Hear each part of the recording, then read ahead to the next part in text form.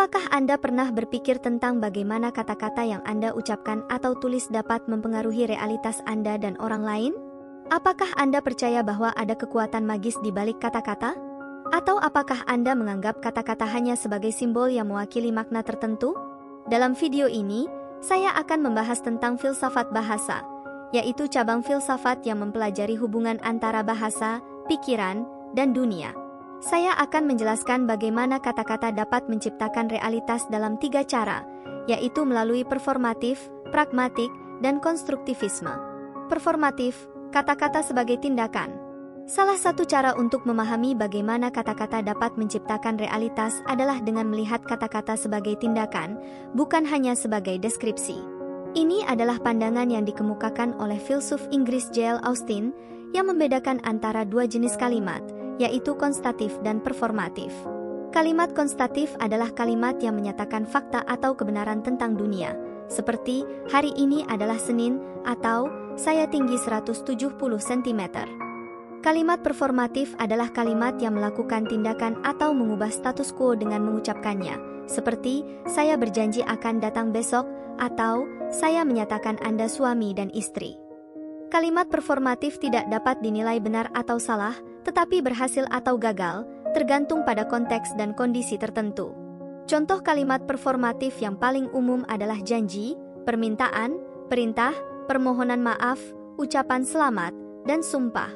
Dengan mengucapkan kata-kata ini, kita tidak hanya menyampaikan informasi, tetapi juga mengikat diri kita sendiri atau orang lain dalam kewajiban, harapan, atau komitmen. Kata-kata ini dapat menciptakan realitas sosial yang baru yang dapat mempengaruhi perilaku dan sikap kita. Misalnya, jika seseorang berjanji akan membantu Anda akan merasa lebih percaya dan berharap dia akan menepati janjinya. Jika dia tidak menepati janjinya, Anda akan merasa kecewa dan marah. Jadi, kata-kata dapat mempengaruhi emosi dan hubungan kita dengan orang lain. Pragmatik, kata-kata sebagai alat. Cara lain untuk memahami bagaimana kata-kata dapat menciptakan realitas adalah dengan melihat kata-kata sebagai alat yang digunakan untuk mencapai tujuan tertentu. Ini adalah pandangan yang dikembangkan oleh filsuf Amerika John Searle, yang memperluas konsep performatif Austin dengan mengenalkan teori tindak tutur. Tindak tutur adalah unit dasar komunikasi yang terdiri dari 3 unsur, yaitu lokusi, ilokusi, dan perlokusi.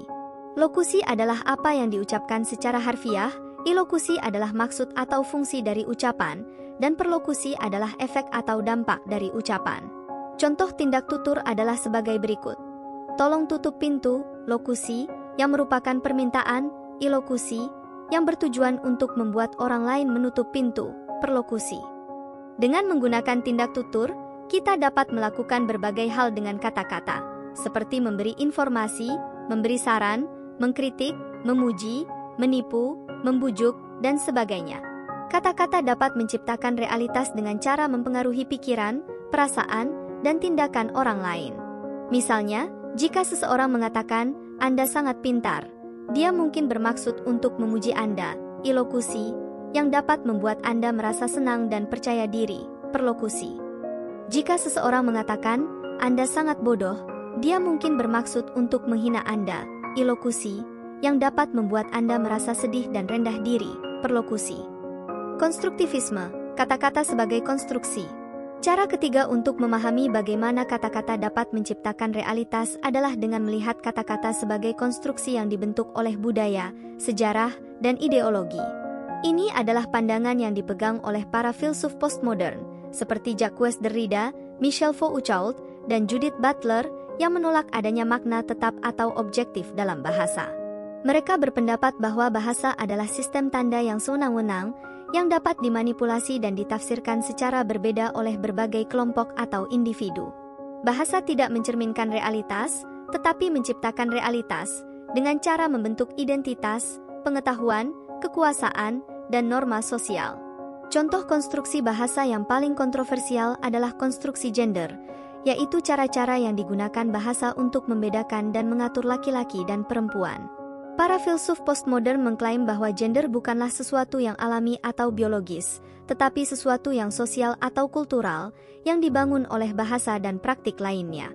Kata-kata seperti laki-laki, perempuan, maskulin, feminin, dan sebagainya, bukanlah kategori yang netral atau universal, tetapi kategori yang bersejarah dan bersifat politis, yang dapat menimbulkan diskriminasi, ketidaksetaraan, dan kekerasan.